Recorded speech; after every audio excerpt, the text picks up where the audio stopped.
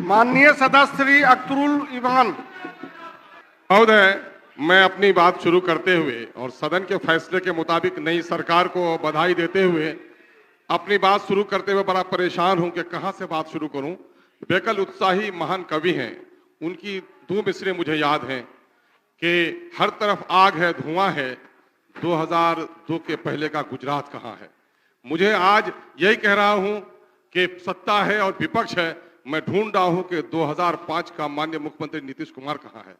वचनबद्धता थी, बातों में मजबूती थी, कुछ करने का संकल्प था, लेकिन अफसोस है कि सीमांचल के एक महान कवि यूसुफ साहिदी साहब ने कहा, एक जमाना आएगा लोग जमीर बेचकर कुर्सियों से प्यार करेंगे, सियासी लोग यही कारोबार करेंगे। मुझे बड़ा अफसोस है कि आज इस सियासी कारोबार से 3 सालों के दरमियान में 3 बार सरकारें अदलती बदलती हैं, उससे नौकरशाही का बड़ा बढ़ावा हुआ है, रिश्वतखोरी बढ़ी है, लोकतंत्र की मर्यादाएं कमजोर हुई हैं।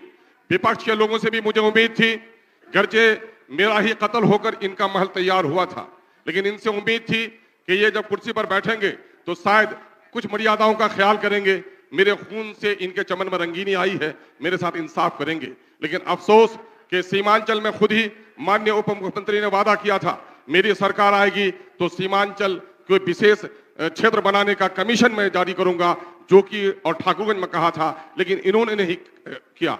मुझे इस बात का गम नहीं है कि चूंकि सबके दिल में है खोट, सबने दिया है हमको चोट, इसलिए हम आपसे निवेदन करना चाहते हैं कि इस वक्त 500 करोड़ रुपए जो बिहार के गरीब और मजदूरों के खून के पसीने की कमाई है, जिससे बिहार में जाति आधारित गणना हुआ है, और इस गणने के मुताबिक एससी बिरादरी की आबादी 2,56,20% है। उनकी 20,49,370 नौकरियों में उनकी नौकरी की हिस्सेदारी 4,11,000 होती है। उनको सिर्फ 2,91,000 नौकरी दी गई है।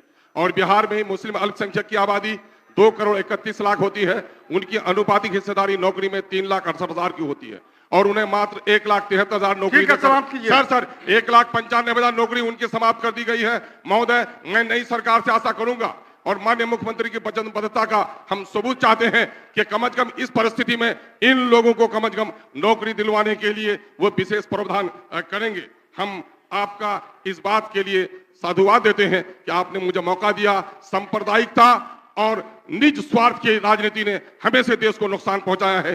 बिहार ने देश को राह दिखाया है, सांप्रदायिक से अलग होइए, निज स्वार्थ से अलग होकर पूरे देश को एक राह दिखाने का काम बिहार करे, हम उसकी कामना करते हैं।